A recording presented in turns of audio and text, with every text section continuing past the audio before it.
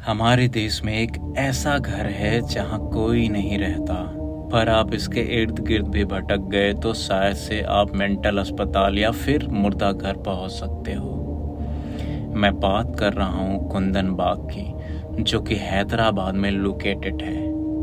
And कहा जाता है कि ये हमारे देश का सबसे हॉन्टेड हाउस है। कई लोगों ने अपना मानसिक संतुलन खोया है, कई लोगों ने अपनी जान भी गंवाई है इस घर की वजह से। इन सब के बारे में आगे जाकर हम बात करेंगे इस वीडियो में, लेकिन पहले हम जान लेते हैं कि क्या है कुंदन बाग का इतिहास। क्योंकि ऐसा लोग कहते हैं कि शाम 6 बजे के बाद इस घर के इर्द गिर्द भी नहीं भटकना चाहिए। कुंदन बाग हैदराबाद के एक पॉश लोकेलिटी में लोकेटेड था। एंड ऐसा कहा जाता है कि कुंदन बाग सिर्फ अमीरों का घर हुआ करता था। एंड वहीं पे ये घर था, हॉन्टेड घर था, जिसका नाम आज द हाउस ऑफ कुंदन बाग बुलाया जाता है।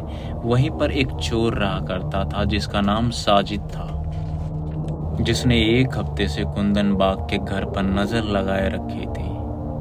वो हर एक चीज को नोटिस कर रहा था एक हफ्ते से। वो लोग कब लाइट ऑन करते हैं, कब लाइट ऑफ करते हैं, कब खाना खाते हैं या फिर कब घूमने निकलते हैं अपने गार्डन में। फिर करीब एक हफ्ते बाद साजिद सोचा, आज मैं इस घर में जाऊंगा और जाके चोरी करूंगा। क्योंकि ये कुंदन बाग में है, ऑफकोर्स यहाँ बहुत ज़्यादा पैसा मिलेगा मुझे। वो फिर बैक डोर से अंदर चला गया।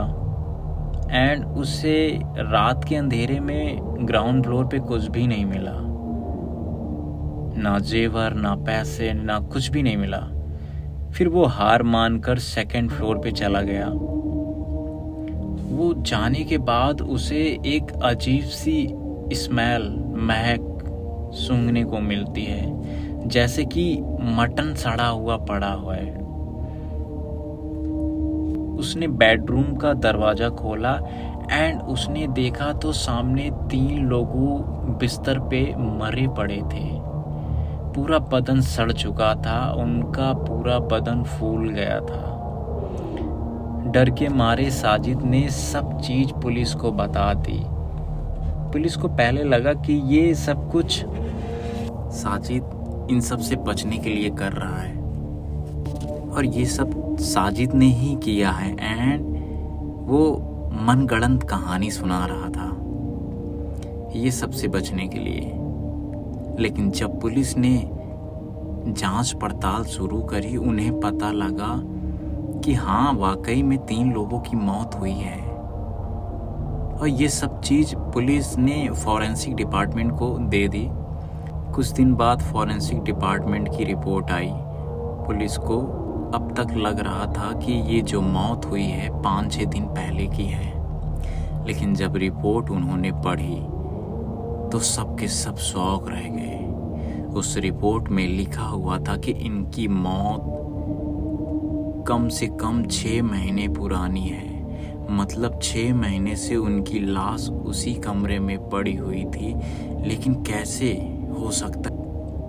क्योंकि साजिद ने कहा था कि एक हफ्ते पहले ही उन्होंने देखा था यहाँ पर लाइट ऑन ऑफ हो रही थी।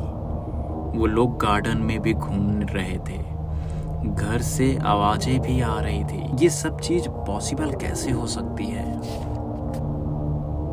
अब ये कहानी शुरू होती है। काफी समय पहले इस घर के ओनर की डेथ हो गई थी और ये घर चला गया था उनके बेटे के हाथ में, जो कि अमेरिका में रहा करता था। एंड उनका कभी इंडिया में आना जाना नहीं था।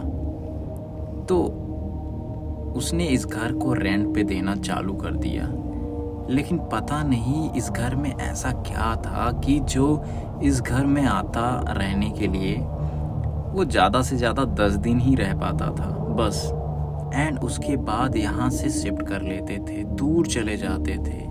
आई मीन ऐसा क्या था इस घर में जो लोगों को रहना नहीं चाहते थे। फिर क्या इस घर में जो लोग को रहने नहीं देता था। फिर काफ़ी समय बाद यहाँ पर रहने आई एक बूढ़ी औरत और उनके 2 बच्चे। ये वही लोग हैं जिनकी डेड बॉडी मिली थी। लोकल्स ने देखा कि कभी कभार उनके बच्चों के हाथों में खून होता था। कभी कभार उनके घर में आधी रात को कोई कैंडल लेकर घूमता रहता था। सब चीजें वियर्ड थी। पुलिस ने जांच पड़ताल करी तो उनको पता चला कि उनकी मौत जहर पीने की वजह से हुई थी, क्योंकि इनके कमरे से फिनाइल की खाली बोतल भी मिली थी। तंत्र मंत्र जादू टोने पैटर्न भी मिला था जो कि खून से बनाया था। हर एक चीज वियर्ड थी, लेकिन पुलिस ने कभी ये केस को समझने की कोशिश नहीं की एंड इस केस को सुसाइड केस करके बंद कर दिया।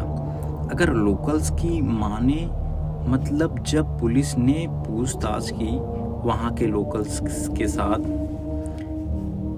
इन फैमिली मेंबर्स का 6 महीने पहले बिहेवियर कैसा था, क्योंकि ये लोग 6 महीने से अपने कमरे में मरे हुए थे।